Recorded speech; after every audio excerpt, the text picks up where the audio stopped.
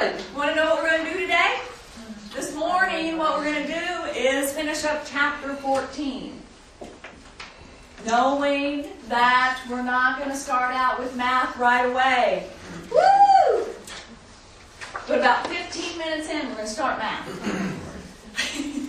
Because we're going to finish up the math portion of chapter 14, our financing practices. We're going to begin with our talking about TILA, RESPA, and some of the regulations with regarding financing, then move into our qualifying ratios and finishing up the math here on chapter 14. And then we are going to go to one of my favorite chapters, chapter 15, closing the real estate transaction. So we're all here for, right? Get everybody to that settlement table and to closing, and everybody moved into their new places, right? So that's what we're going to do this morning, and then we'll go over the closing disclosures there at the end of chapter 15, and then move on into finishing up chapter 16 today as well. That sound good? Yay, it sounds great. Wonderful. So let's start in our adventure guide in chapter 14. And we're going to start at the bottom of page 329. The bottom of page 329 in our adventure guide. Talking about our federal financing laws. We're going to focus on TILA first. And moving into RESPA, we'll talk about RESPA more when we get into chapter 15. We're just going to highlight it here just a few minutes so that we can compare and contrast it to TILA. And then we'll move into RESPA in chapter 15. So turning over again into page 330, we need to know the difference between TILA, and we know that if we have here in our real estate bubble that we talk about, that things have more than one name, right? So we know that when we talk about TILA, we're going to remember that it's called truth in lending, and we're going to associate regulation Z, truth in lending, and TILA all together. So when we think of one, TILA, we're going to remember that it's called truth in lending, and we're going to associate regulation Z as well. So we've got TILA, truth in lending, regulation Z. Please remember all of those together so that if we see it in one, see it in an exam question with regards to TILA, we know that TILA means truth in lending and regulation Z. Excellent. Wonderful. So truth in lending regulation Z has to do with cost and payments once you have the loan. Cost and payments once you have the loan. So truth in lending, TILA, regulation Z, has to do with cost and payments once you actually have the loan. And then we're going to compare that and contrast that with RESPA. Again, we're going to be going over RESPA in chapter 15. We're going to highlight it here for just a few moments, knowing that we'll learn that RESPA means Real Estate Settlement Procedures Act. Again, we'll go over all the details in chapter 15, and RESPA goes over the cost and fees in getting the loan. Where TILA, truth in lending, regulation Z, goes over the cost and payments once you have the loan, and comparing and contrasting that with RESPA, Real Estate Settlement Procedures Act, it's the cost and fees in actually getting the loan. And then I shared my foldies with you last time, and some of you took pictures of those. My term, remember? Foldies, where we compare and contrast. Where I had TILA in one column, ECOA, which we're getting ready to talk about, Equal Credit Opportunity Act, and Fair Credit Reporting Act, FCRA, and then RESPA, Real Estate Settlement Procedures Act. And then I had anybody who wanted to take a picture, remembering that It's best if you write it out yourself, right? And you're more than welcome to take a picture of this later as well. Okay? So I have all of these columns comparing and contrasting all of the things that we're going to go over this morning. So again, we know truth in lending also is heard by what other names? Truth in lending, we're going to hear it as TILA and Regulation Z. wonderful, Regulation Z. We know that TILA has to do with what? Costs and payments once you have them.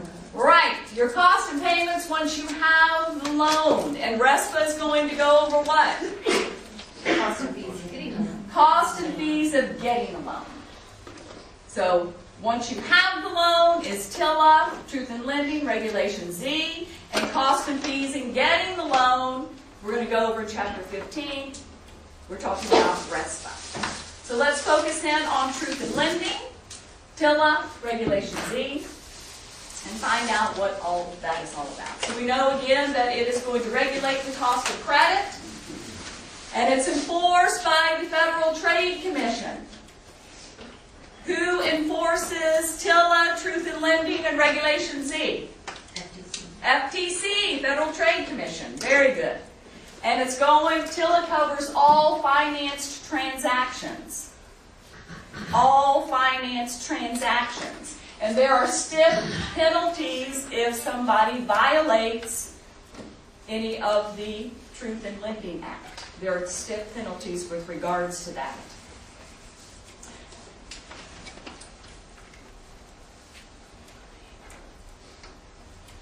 Everybody good? See a lot of writing, a lot of highlighting.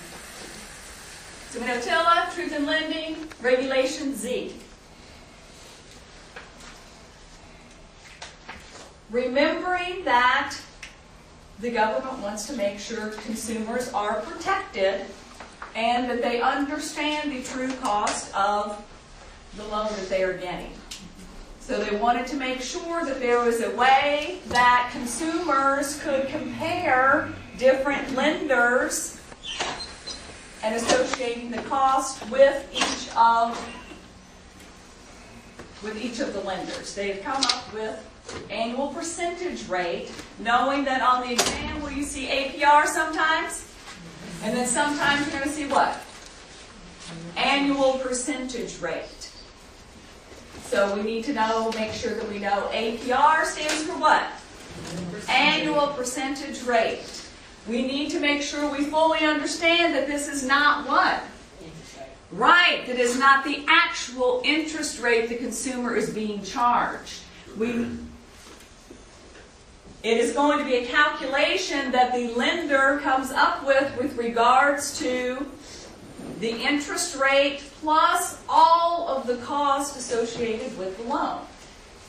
That's what the APR is. Is it the interest rate that the consumer is being charged? Yes or no? No. No.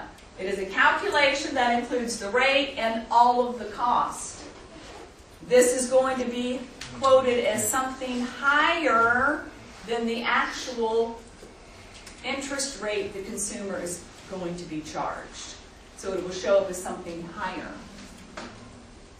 Knowing that TILA, Regulation Z, Truth in Lending, requires disclosure of the APR, all finance charges, total number and amount of payments, and the total amount financed. Some of the math that you all were doing last week, correct? Say, yes, yes, we enjoyed that math. It was great. It was great. Until it also covers advertising or your trigger terms. Advertising in, what month are we in? We're in November now. December, when you all pass your classroom exam. And then you go on to pass your North Carolina real estate licensing exam. What will be the status of your license? Will you be provisional broker? Yes. Yes, provisional broker.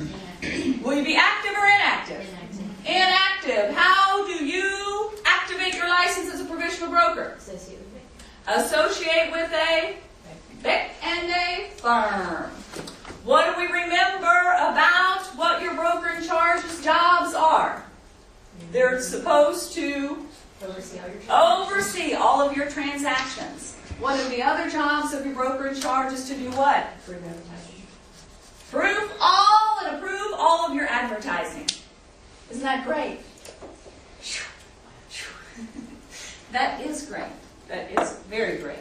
So, we need to make sure we know the highlights of Truth in Lending, TILA, Regulation Z, with regards to advertising. So any mention of financing terms requires that APR disclosure. What do we remember that APR stands for? Annual percentage rate. Is that the actual interest rate that the consumer is being charged? No. It's a compilation of all of the costs involved in getting the loan, correct? Excellent. So, for example, if the ad is mentioning anything with regard to any kind of payment, whether it's a down payment, whether it's a monthly payment, or, for example, if it states anything regarding an interest rate, the person is required to give the APR, annual percentage rate, making sure that the consumer has all the information they need to make conscious and informed decisions. So let's look at the first ad. You can see it in your book on page 331 at the very top. The ad at the very top, it says, affordable housing for just only $3,400. You can have your dream home. Has a payment, down payment, interest rate, or monthly payment been mentioned here? What about $3,400? Yeah. Yes. Do we see anything having to do with annual percentage rate or the APR? No. Would this advertisement be a violation, yes or no? Yes. Violation. Very good. In the ad, the second ad, no down payment, no equity. Has this ad mentioned payment, down payment, interest rate, or any type of monthly payment? When it says no down payment, has it mentioned? Yes. Excellent. Very good. So will we consider this in violation? Yes. Violation as well.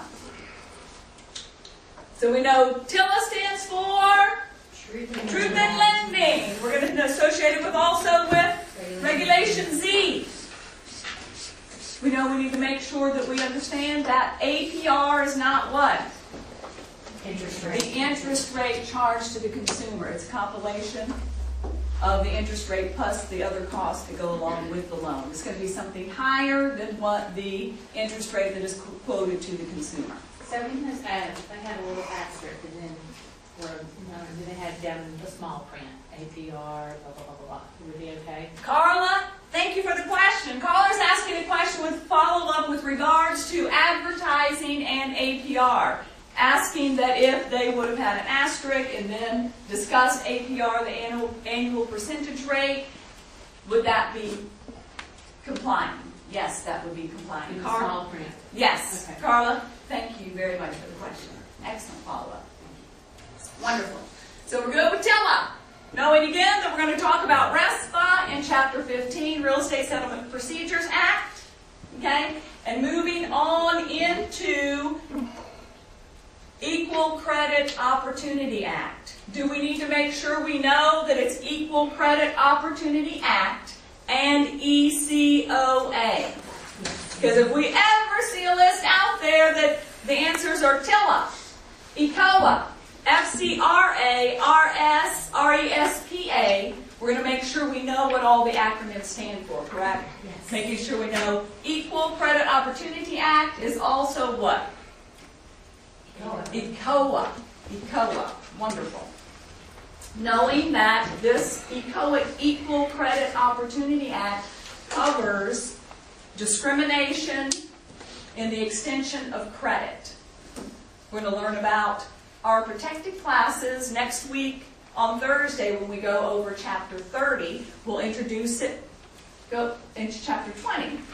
And we're going to introduce it here just slightly. The first 5 protected classes: race, color, religion, national origin, and sex, as in male, female, gender. So we know that lenders cannot discriminate the extension of credit based on 5 protected classes: race, color, religion, national origin, or sex, as in gender. And ECOA adds 3 additional protected classes. You cannot discriminate based on somebody's age. You cannot discriminate. An additional Equal Credit Opportunity Act is recipients of public assisted income. Okay, so Equal Credit Opportunity Act, again, covers the discrimination for the extension of credit, knowing that the 5 protected classes covered under fair housing: race, color, religion, national origin, sex, as in gender, and we'll cover these next week in Chapter 20. And ECOA adds age, marital status, public assistance, marital status, and receiving public assistance income. What is public assistance income? Section 8. Could be Social Security, disability, so making sure that there is no discrimination with regards to those 8 classes. Okay, and again, on my folding, comparing and contrasting, I had TIL in my first column, ECOA in my second column, and then just the highlights of those 2.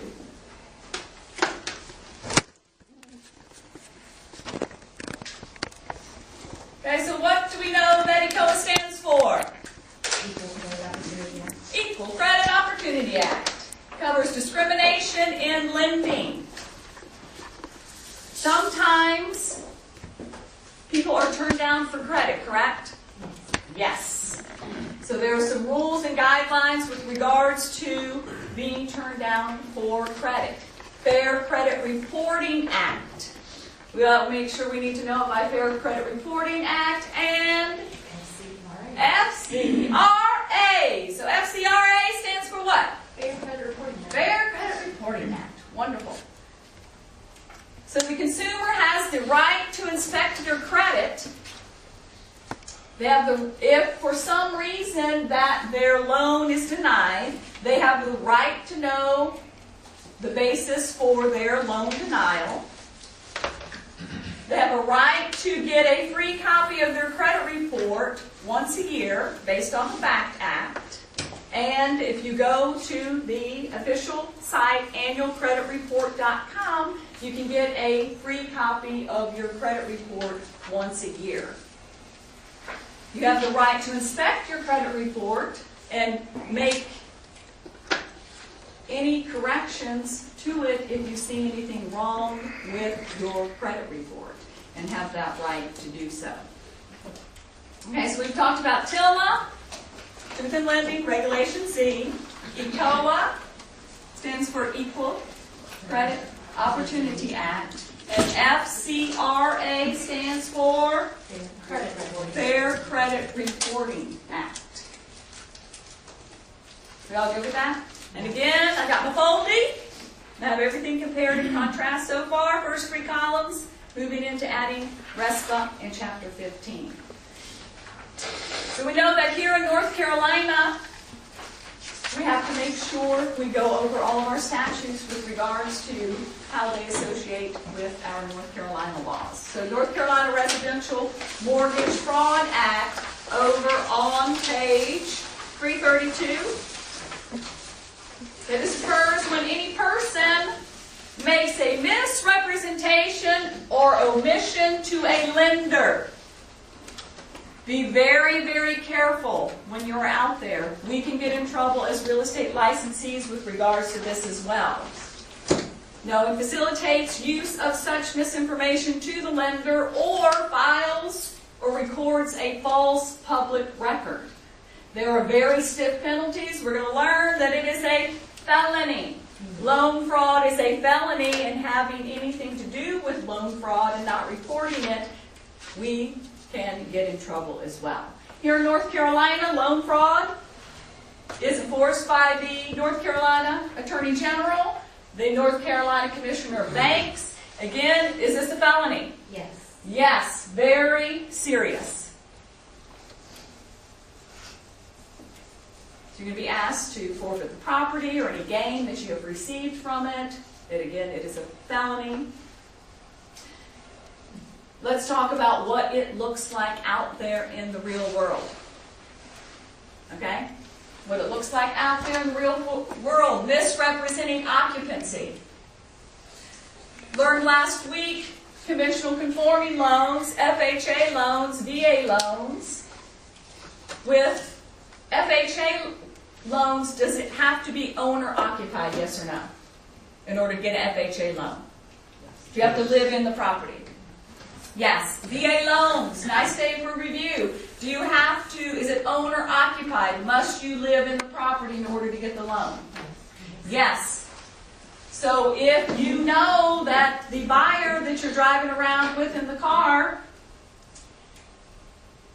is getting an FHA loan and they're an investor, is that loan fraud, yes or no? Yes. Yes, loan fraud. Yes, loan fraud. So again, misrepresenting occupancy. It is considered loan fraud. Is it a felony? Yes. Yes, felony. Misrepresenting any kind of down payments with regards to your earnest money or your due diligence fee. Loan fraud. False employment information. What do you mean by that, misrepresenting? Warren, thank you for the question. Warren has a follow-up question with regards to misrepresenting down payments, earnest money, and due diligence fee. Sometimes, Warren, thank you so much for the question. Are there some loans where you can have your down payment as a gift, your earnest money or your due diligence fee as a gift?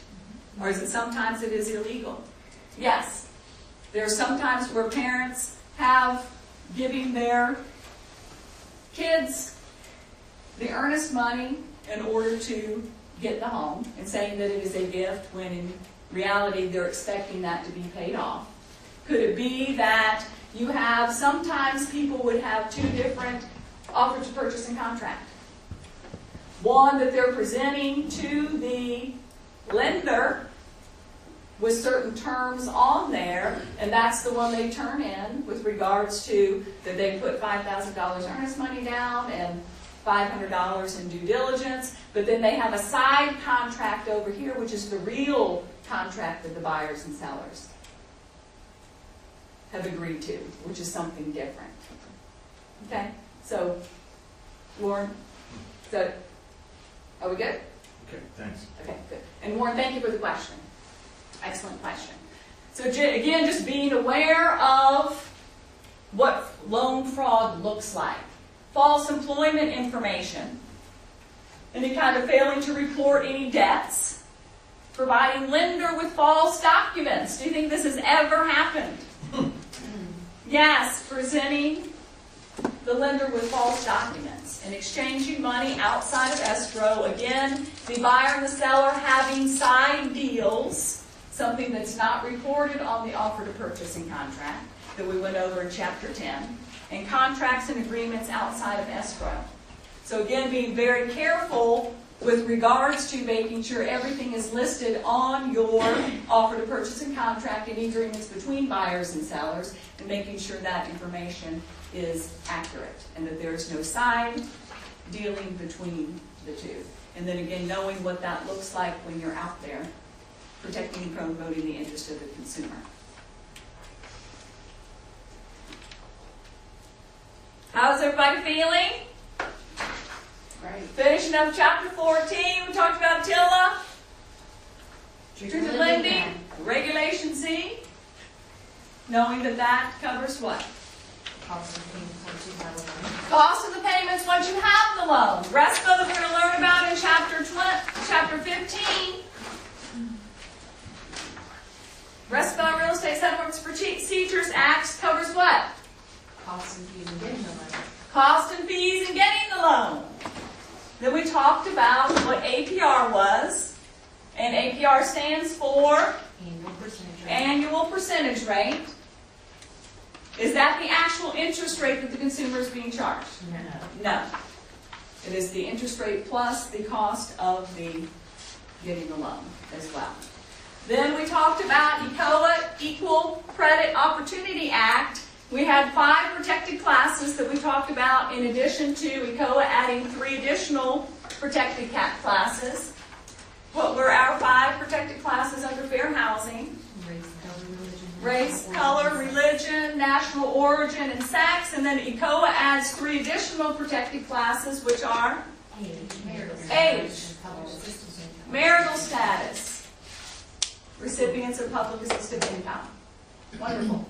Then the next law that we learned about was Fair Credit Reporting Act. And the acronym for Fair Credit Reporting Act is FCRA. I'm going to make sure we know Fair Credit Reporting Act and FCRA. Fair Credit Reporting Act talks about You have a right to inspect your credit. wonderful, right to inspect your credit. When you're inspecting your credit, if you notice that there's anything wrong on your credit report, that you have a right to correct it.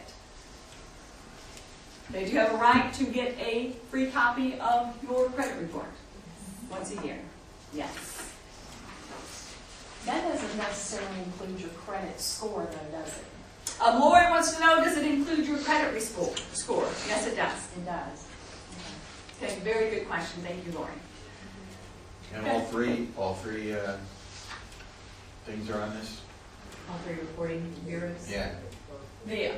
So Warren is asking with regards to the annualcreditreport.com website. What is included on that? Is that true, Warren? Yes. Yes.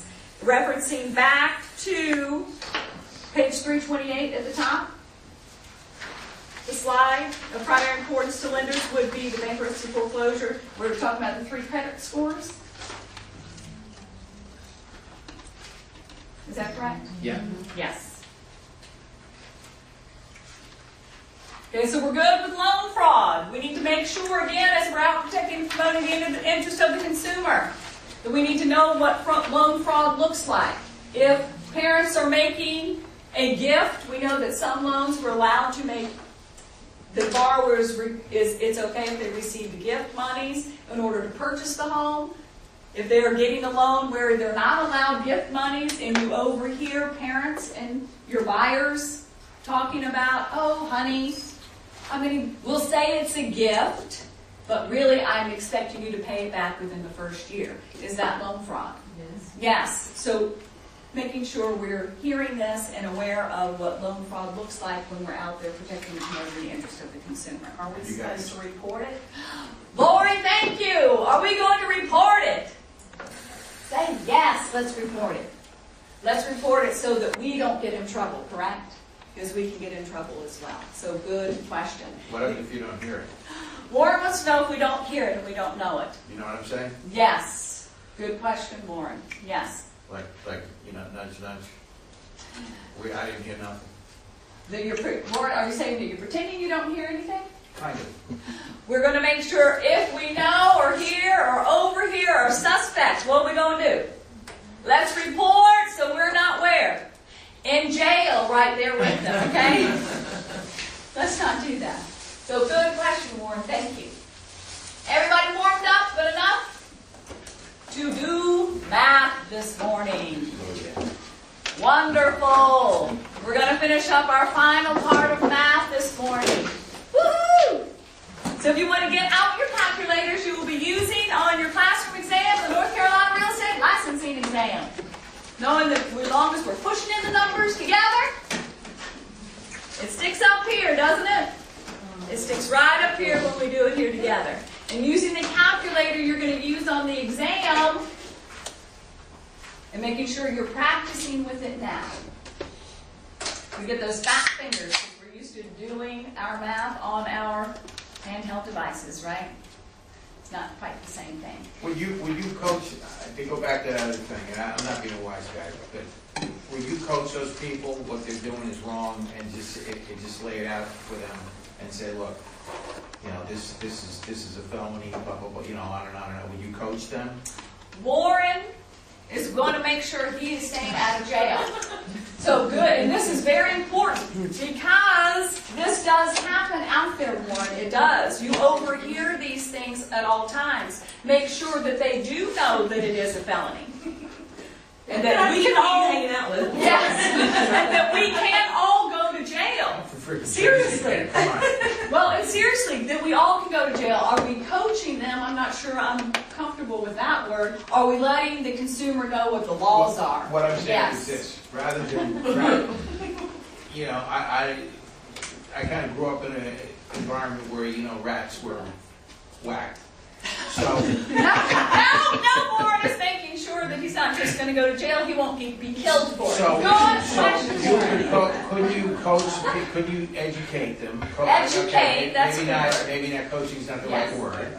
Educate the people, say, Yes. look, this is a felony. In order for this to go through, Mom and Dad, you have to agree that this is not a loan.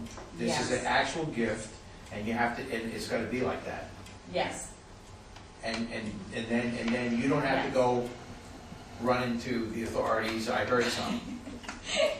Warren says, are we going to, yes, I think that's a great idea. We're going to make sure that the consumer knows what the laws are, and then we're going to make sure they discuss everything with their lender and make sure that everything is above board. Yes. Yes. Okay. Warren, thank you very much. Well, thank you. Leave authorities in your speed dial. Yes. Authorities and speed dial. I love math. I get very excited when we do math. Okay? Yeah, when it's a commission I do. check. Warren says when it's commission check, Yeah, that's good it's math. so exciting. I love that. One of the great things we know is we do not have to qualify buyers. We were doing this, we had our little black books with all our little factors in there. And then we qualified buyers. It was very exciting. But we don't have to do it anymore, but we do have to know how to do it, don't we? We have to know how to do it, because as we're out protecting and promoting of the interest of the consumer, who do they trust the most in the whole home buying process? Who do they? Yes! They trust us the most. They're sitting in there with the lender, right? They're going, yep, oh, yep, I understand everything. Yep, I know exactly how you got those numbers. I know what those were based on. Yes, I've got it. Do they know? No, they're jotting down notes, because who are they going to ask? You. They're coming back and they're going to ask you, the person they trust the most. So that's why we need to make sure we understand all of the financing terms and math that goes along with getting a loan.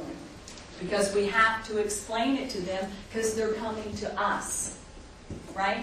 So are we qualifying them, yes or no? No. Well, wouldn't that be important to, I mean, that would solve a lot of wasted time if you had, I mean, I think that's good that you did that. You qualify them so that, and then you can educate them that you know, if you're looking at a $500,000 home and they're making $35,000 a year, Right. you know, it's not realistic. And you Yes. could show them via the numbers, this is what the lenders are going to say, and then this is what we need to be looking at. Yes. Warren, excellent. Thank you.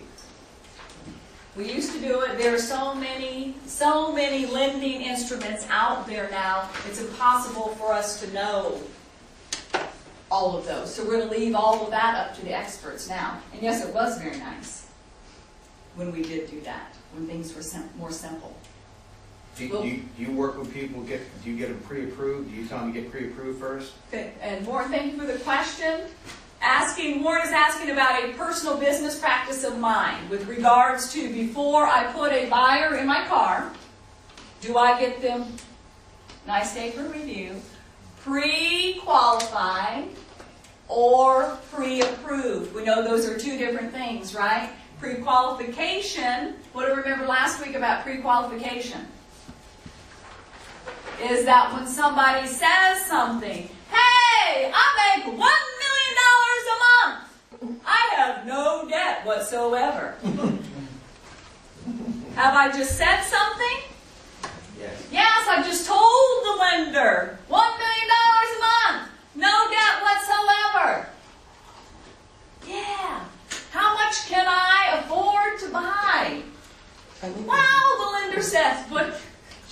say? What do you need a loan? Anything. Anything Gene says. Anything you'd like. Anything you'd like. Wonderful. So the lender says, hey, you can borrow $10 million to buy a house because I've just qualified based on what you've said. That's pre-qualified. What do we know about pre-approval? The lender's actually going to check, right? Going to check and make sure that I make $1 million a month. Check and make sure and verify that I have no debt whatsoever, right? So they're going to double check and make sure that I make what I say I make and I have the kind of debt that I say that I have. So pre-qualification is just something that you said, and pre-approval is something that they actually go and check. So Warren would like to know if that is a personal business practice of mine to have buyers pre-approved, all of their information verified by the lender before I put them in the car and show them homes. Yes. Yes, that is exactly what I do. So Warren, thank you for that question. Because what I want to make sure is I am out there protecting and promoting the interest of the consumer, that they know they can afford the homes that we're looking at. Because that is in the best interest of the consumer, is to make sure they are seeing homes that they can actually buy. So Warren, excellent question. So let's talk about how we are going to how buyers in general are qualified by the lender. Again, we have to know the terminology and the math because, again, we're explaining it to them. So we have our debt ratios, also called qualifying ratios. You can see it one of both ways. Knowing that it's based on gross monthly income. What is gross as opposed to net? Before It's tax. everything. Right. Gross is everything you make before taxes. So gross monthly income, if we see a question that talks about the person makes $45,000 annually, is that the number that we're going to look at? Annual. It's monthly. We're going to take that annual figure, $45,000, we're going to do what? Divide by 12 to get a monthly. It's based on gross monthly income. They're going to look, the lender's going to look at reoccurring expenses. We'll learn more about what those would look like, reoccurring expenses, and knowing standard ratios, new vocabulary word called housing ratio. The total housing expense can only be 28% or less of your gross monthly income. And your total debt, which means your housing ratio plus any of your reoccurring expenses added together, can only be 36% or less of your total gross monthly income. Knowing that you have to qualify for both ratios, your housing expenses plus your total debt. You must qualify under both ratios in order to get the loan. So let's look at one example. Are we ready? One example. If our total monthly income, our total gross monthly income is $4,000. If we take that and we multiply it by 28%, what do we know 28% is? Right, our total housing expense cannot be any more than 28% of our total gross monthly income. So if we multiply that by 28%, if you're using your calculator and you're like the percent sign, $4,000 times 28% sign, or 28% is also what? 0.28. So 28% sign or 0.28, we come up with $1,120. That's the maximum amount of house payment that the borrower can borrow. Then the debt ratio, total debt ratio, 36%. So again, if you take the total gross monthly income not annual, but monthly, and we're not talking about net after taxes, we're talking about gross before taxes. And you take $4,000 and you multiply it by 36% sign, or $4,000 times 0.36. Our maximum debt, again, is $1,440. Everybody good with the initial math so far? We're going to make sure we're getting the total gross monthly income. And our standard ratios are what? Housing ratio is 28%, and our standard total debt ratio is 36%. Wonderful. That's in addition to the 28. The Kim, the what's debt ratio of 36 is in addition to the 28%. Wonderful. Thank you, Kim. Yes, that is correct. Clarifying what the total debt ratio is. Kim is asking what that is, making sure where it's the housing expense plus any reoccurring debts. So yes, it's the housing expense plus the debts. Very good. So I said that we were going to find out making sure what these reoccurring debts, what those would look like in real life. We know that it is things like your car payment, any revolving credit like credit cards, other revolving monthly debt, and any sort of fixed payments that you have. What lenders do not count, groceries, any utility bills. And they're not going to count my Ann Taylor credit card account. Woo! They are not. Because they don't. Kim wants to know if they're not going to count my Ann Taylor credit card. No! It says credit cards. Not credit card, my cash payments for clothing. I'm a cash person. Even though they gave me a nice gold-plated Ann Taylor card, I don't use it. I paid cash. So they're not going to count my $1,000 Ann Taylor clothing allowance. Right? Other car payments. Yes. Credit card payments. Yes. Yeah, so they're going to count any utilities. No. Say no, or they're going to count my food bill. No. Because I shop at Whole Foods. But that's expensive. Lori, yes If you had ma'am. a Talbot's card and you didn't pay it off, that would be counted. Yeah. correct? Lori, thank you for the follow-up question. Yes, making sure credit cards, whether it's Talbot's, Ann Taylor, Kohl's, any type of revolving debt. Yes, Lori, thank you for that clarification. Okay, everybody ready to do some problems together with our calculators? Say yes. Yes, I love math too. Yes, I love that. Yay! He loves math. So let's turn over on page 333 of your adventure guide in our shaded area. Here at Superior, we'd like to make sure you have your procedure and a process to go through for each of the math questions. Again, if you have a way you do it and you're getting the right answer and you understand it, guess what? Keep doing it that way. That's one of the things I love about math, and there's 1,000 different ways to do math problems. If you have a way you're doing it, you're getting the right answer, you're comfortable with it, and you understand it, guess what? Keep going. For those of us who need a little extra help of finding out a process or procedure, we make sure that you have that information. Okay? So, superior way of qualifying math, ratio math. Top of page 333 in the shaded area. Determining the gross monthly income.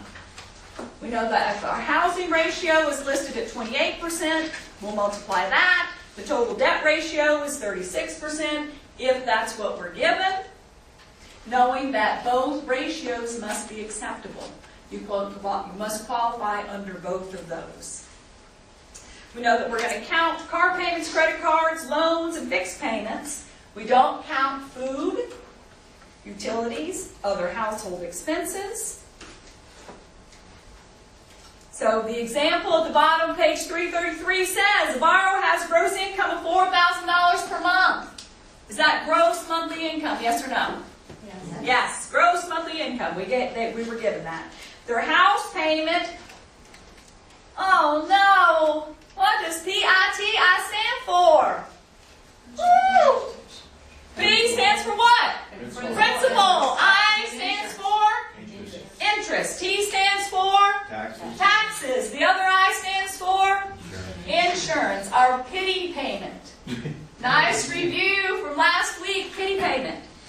And if there's any homeowners dues, anybody live in a community where you have homeowners dues? Yes. Are you required to pay those every month? Yes. Yes. Do you think that you need to make sure you qualify for everything having to do with having your homeowner's dues? Yes. Yes. That's part of ownership of your home. So those will be included as well. So our pity payment, principal, interest, taxes, and insurance. Jean? This is a little bit off. Yes, Jean. When you do a listing, are you required to, like I often look at them and they don't put the homeowner's amount in.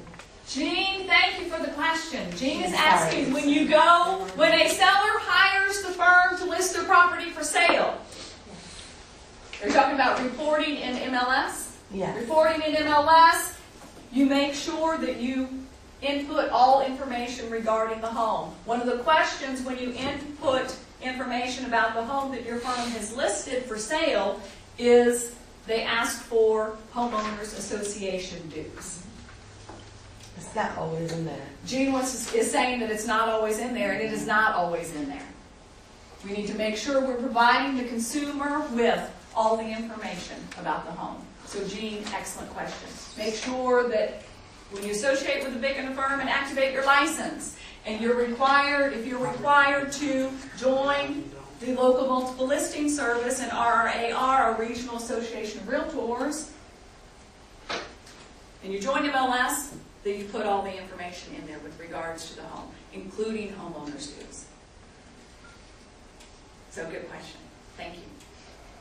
Okay, so pity payment, $900, again on the bottom, page 333, reading the problem.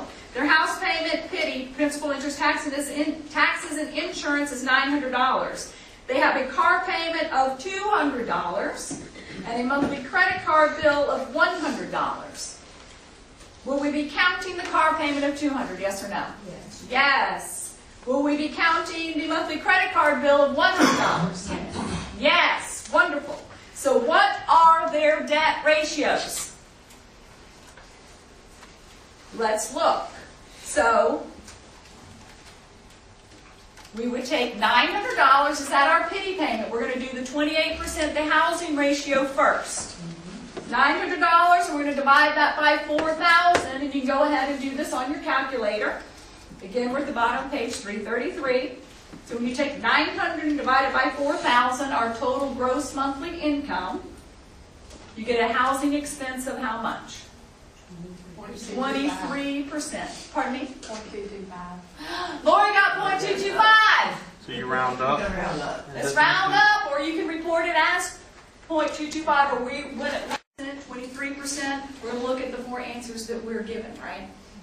So good question, Lori. Thank you. So housing expense, 23% or 22.5%. So then the next ratio that we need to look at is the 36% ratio, which is the total housing expense plus the reoccurring debts. And we already agreed our housing expense was $900. We had our car payment of $200. We agreed that we were going to add that in as well. And then the $100 for the credit card. So we're adding $900 plus $200 plus $100. And we're getting $1,200. If we take the $1,200, following the example on the bottom, page 333, and we divide that by our 4,000, then what is our percentage there? 30% is our total debt. So what we say is they would qualify under both ratios, because we know that 23%, is it higher or lower than 28%? Lower. Lower. So we qualify there, correct? Yes. And our total debt is 30%. Is that higher or lower than 36%? Lower. So we qualify both under the housing ratio and the debt ratio. Are we all good? Wonderful. Let's do some together then. Over on page 334, the very top, number 1. Let's read it together, and then we're going to do it. A husband and wife apply 47. What do they like to do? Give us a juicy story, don't they? story. Want to? And then let's find out what we really, of all those numbers in the juicy story and all the details, let's find out what the numbers that we really need to use. So ready for the juicy story. Ooh, a husband and a wife. They applied for a $75,000 conventional loan on a house valued at the sales price of $81,500. The lender estimates that the couple's housing expenses will be $895 and that their reoccurring obligations will be $420. Ooh, juicy. Isn't it juicy? Mm-hmm. The couple's combined regular gross monthly income, $3,400. That sounds like something we need to know, doesn't it? Mm-hmm. Under which of the following standard expense to income ratios, 28 or 36, will the lender find the couple to be qualified? Everybody familiar with our Roman numeral questions? You all know the tip, don't you? If we have a choice between Roman numeral 1 and Roman numeral 2, it's a true-false, isn't it? I cover up A, B, C, and D, right? And then I just look at Roman numeral 1, and I determine if Roman numeral 1 is true or false. Then I go to Roman numeral number 2, and I determine if that is true or false, right? Say yes. Are y'all enjoying these on in-grade? Mm-hmm. Please look at them as true or false. Determine if 1 is true or false, Roman numeral 2 is true or false. Then once you do that, then do the multiple choice. Don't try to mix them. So Roman numeral 1 says housing expense to gross income ratio. Is it true or false? Roman numeral 2 says the total monthly reoccurring obligations to gross income. True or false? Are we ready? Let's do the math. What are the numbers that we want to look at first? Our process back on the other page says 1, total monthly income. So we know our total monthly income is what? $3,400. And our housing expense, they told us, was what? $895. So I take the $895 and I divide it by the $3,400. And then when I did it, I got 26.3%. Did anybody get anything different or something close? Same. Same. Kim says the same. So I'm looking at Roman numeral 1, housing expense. I took the housing expense. Did they give us the $895? Yes or no? Yes. Yes. They gave us the $3,400 already in total gross monthly income, right? Yes. Yeah. And we just divided those and we came up with 26.3%. Again, if you're doing it another way and you're getting the same answer and you understand it, keep doing it that way. Are we good? Mm-hmm. Okay. So I checked that Roman numeral 1 is what? True. So I'm just going to put a little T beside Roman numeral number 1. Now let's look at total debt. I've got the housing expense plus reoccurring. So, our housing expense we were already given was $895. Did they give us the reoccurring debt and totaled it all up? Mm-hmm. Yes, they said it was $420. Then when we add those two together, we get what? $1,350. Our $1,350, which is our total recurring debt plus our housing expense. Then we just took our $1,350 and we divided it by what? Our total gross monthly income, which they gave us, which was $3,400.